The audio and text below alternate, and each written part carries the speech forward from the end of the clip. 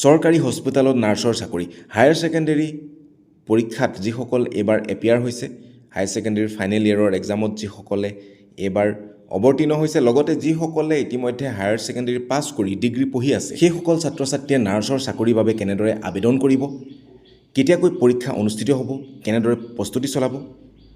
কি এক্সাম দিব লাগিব সকলোবিলাক আজিৰ এই ভিডিঅ'টোত আলোচনা কৰা হ'ব পলম নকৰি ভিডিঅ'টো আৰম্ভ কৰিছোঁ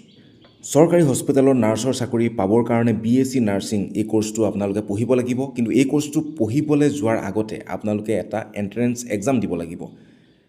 SSUHS Sankardeva Srimanta Sankardeva university of health sciences এই ইউনিভাৰ্চিটিখনৰ অধীনত পৰীক্ষা এটা পতা হয় প্ৰত্যেক বছৰে SSUHSৰ অধীনত যি BSc নাৰ্ছিং কোৰ্চৰ বাবে পৰীক্ষা পতা হয় সেই পৰীক্ষাৰ বাবে অনলাইন যি আবেদন প্ৰক্ৰিয়া সেই প্ৰক্ৰিয়াটো আৰম্ভ হ'ব 23 এপ্ৰিলৰ পৰা অনলাইন আপোনালোকে এপ্লাই কৰিব পাৰিব BSc নাৰ্ছিং কোৰ্চটো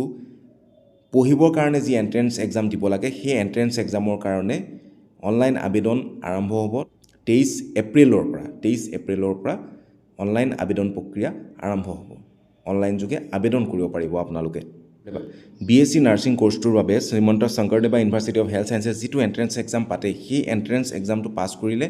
আপোনালোকে চৰকাৰী ইনষ্টিটিউটত আপোনালোকে চৰকাৰী অনুষ্ঠানত যদি নাৰ্ছিং কৰিবলৈ সুবিধা পোৱা নাই তেতিয়াহ'লে প্ৰাইভেট ইনষ্টিটিউটতো নাৰ্ছিং কৰিব পাৰিব এণ্ট্ৰেন্স এক্সামটো পাছ কৰিব লাগিব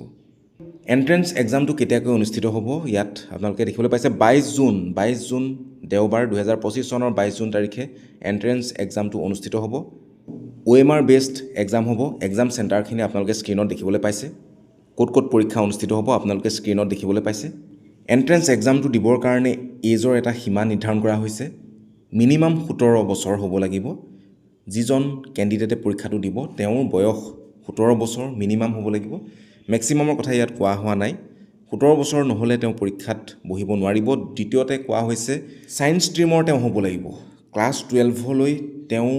ছায়েন্স ষ্ট্ৰীমৰ ষ্টুডেণ্ট ক্লাছ 12লৈকে তেওঁ ছায়েন্স ষ্ট্ৰীমৰ ষ্টুডেণ্ট হ'ব লাগিব লগতে কোৱা হৈছে 50% মাৰ্কছ ফিজিক্স কেমেষ্ট্ৰি বায়'লজিত থাকিব লাগিব জেনেৰেল কেটেগৰী কেণ্ডিডেটৰ কাৰণে বাকীখিনিৰ ক্ষেত্ৰত অলপ কম হ'ব